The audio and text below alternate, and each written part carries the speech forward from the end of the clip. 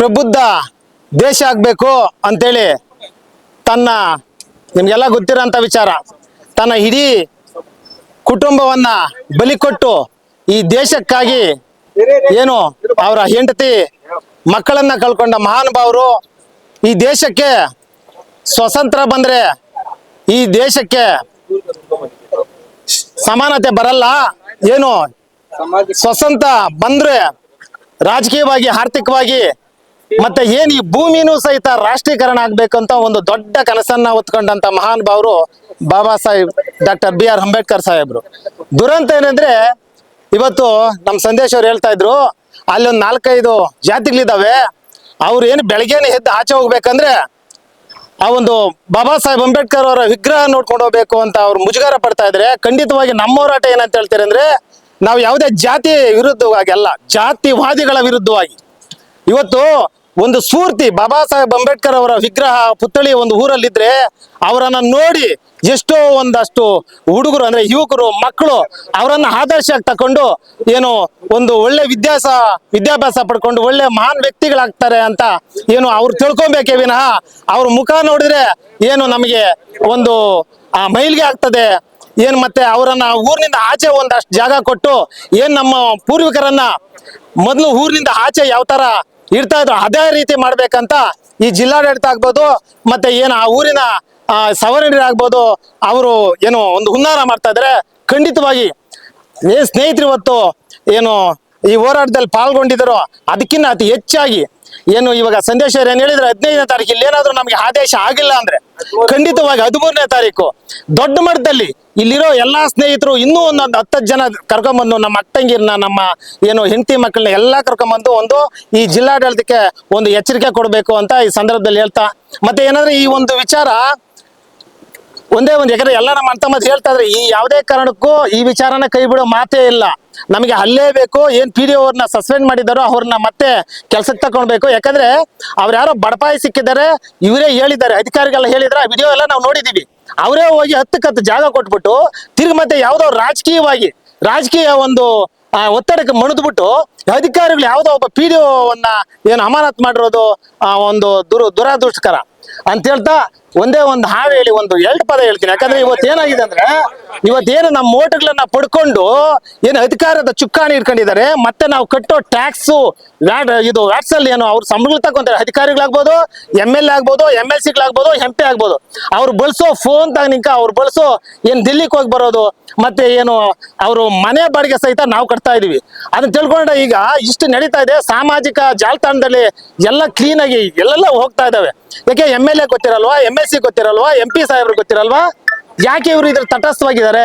ಖಂಡಿತ ಇದು ದುರಂತ. ಯಾಕಂದ್ರೆ ಏನ್ ನೋಡೋಣ ಇದಕ್ಕಿಂತ ಗೊತ್ತಿದೆ ನಿಮ್ಗೆ. ಈಗ ಮೇಲ್ನಾಳದಿಂದ ಒಂದು ಜಾಥಾ ಬಂದ್ವಿ ಹಳ್ಳಿಯವರು, 7 ತಿಂಗಳಿಂದ ನಿಂತೋಗೈತೆ ಅಂದ್ರೆ ಆ ಹೋರಾಟದ ಶಕ್ತಿ ಏನು ಅಂತ ಇವ್ರಿಗೆ ರುಚಿ ನೋಡ್ಸಿದ್ರೆ ಗೊತ್ತಾಗುತ್ತೆ.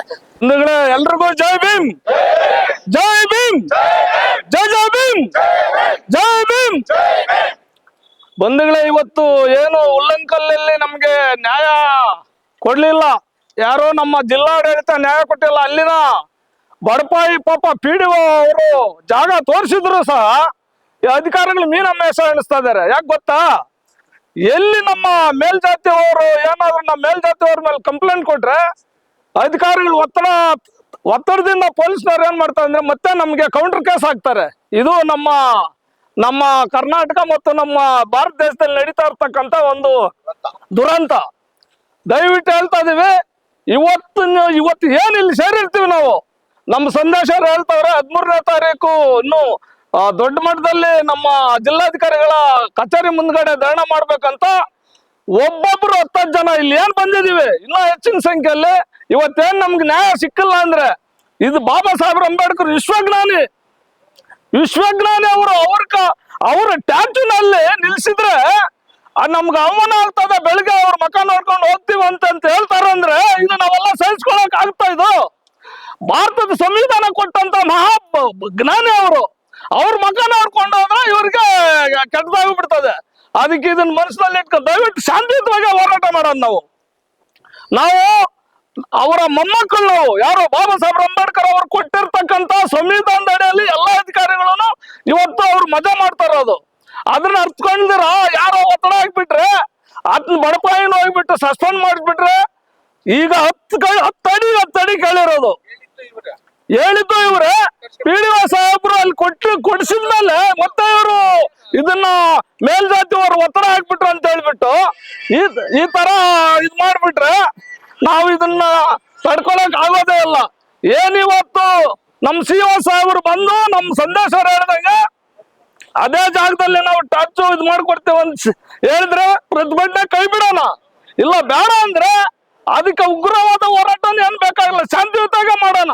ಜಿಲ್ಲಾಧಿಕಾರಿಗಳ ಕಚೇರಿ ಮುಂದ್ಗಡೆ ಇನ್ನೂ ಹೆಚ್ಚಿನ ಸಂಖ್ಯೆಯಲ್ಲಿ 13ನೇ ತಾರೀಕು ನಮ್ಗೆ ನ್ಯಾಯ ಸಿಕ್ಕೋವರೆಗೂ ಹೋರಾಟ ಮಾಡೋಣ ಅಂತ ಹೇಳ್ತಾ ನನ್ಗೆ 2 ಮಾತು ಮಾತಾಡೋಕೆ ಅವಕಾಶ ಕೊಟ್ಟಂತ ತಮ್ಮೆಲ್ರಿಗೂ ಜೈ ಭೀಮ್ ವಂದನೆಗಳು ಅನ್ಸ್ತಾ ಇದೀನಿ. ಜೈ ಭೀಮ್.